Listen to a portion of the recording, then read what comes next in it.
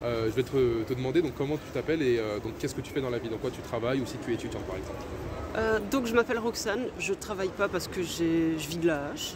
Ok. Et enfin ce que je fais c'est que je retape des maisons, etc. Mettons. D'accord, ok, super. Donc première question, sur quels critères vous vous basez pour sélectionner votre candidat à l'approche des présidentielles? S'ils partagent les idées et les idées objets, je pense un peu comme tout le monde, non? Donc vous vous basez plus sur ses idées et son programme que par exemple sur sa personnalité ou sur son histoire, son rapport au peuple, ce genre de choses? Oui, c'est ça. Très bien. Alors est-ce que justement vous ne pensez pas que toutes les idées qui sont véhiculées par certains politiques, c'est utilisé comme un outil marketing pour accéder à la présidence? Ah bien sûr.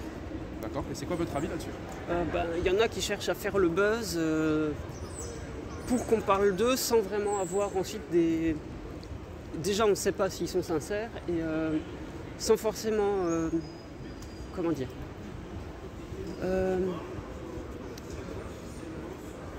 je peux revoir la question? Bien sûr, bien sûr. La question que je vous avais posée, c'est si c'était quoi votre rapport avec le fait que certains politiques utilisaient les médias et leurs programmes comme un outil marketing, mais j'ai pas compris la réponse, vous inquiétez pas. Oui, ce que je voulais dire, c'est quoi qu'il y en a qui sont... Il y a des gens qui se prétendent candidats qui sont peut-être de bons orateurs, mais qui ont l'air loin d'avoir les compétences requises. Donc pour vous, justement, ça m'amène à ma prochaine question, le débat, il a quelle place pour vous dans une campagne présidentielle? Est-ce que c'est quelque chose d'essentiel ou est-ce que c'est quelque chose, comme vous dites, qui est utilisé par certaines personnes, par de bons orateurs pour un petit peu influencer les autres? Oui, je pense que c'est utilisé justement pour influencer les autres. Et moi, je me base plus sur les programmes que sur des clashs sur BFM TV. D'accord, très bien. Personnellement, vous avez un moyen peut-être de reconnaître une réelle promesse de campagne qui sera tenue d'une promesse en l'air faite pour faire le buzz, le clic ou d'attirer plus de monde au sein de son parti? Je pense beaucoup alors à droite à Zemmour qui a des promesses vraiment assez intenables, et aussi à Poutou, même s'il a des bonnes idées, ça me paraît pas faisable s'il était élu. Je pense pas qu'il pourrait tenir ce qu'il veut faire.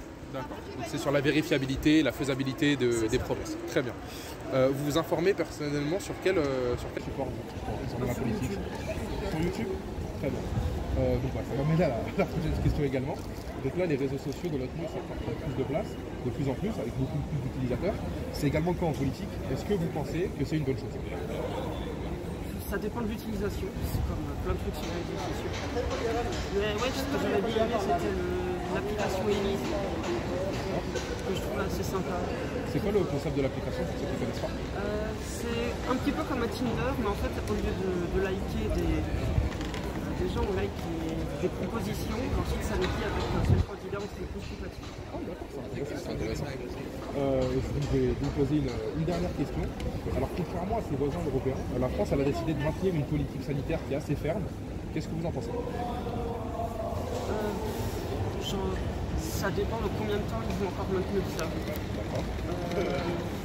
Et j'avoue que dernièrement je me suis pas renseigné au niveau des chiffres. Je préfère pas m'avancer. Très bien, il n'y a aucun problème.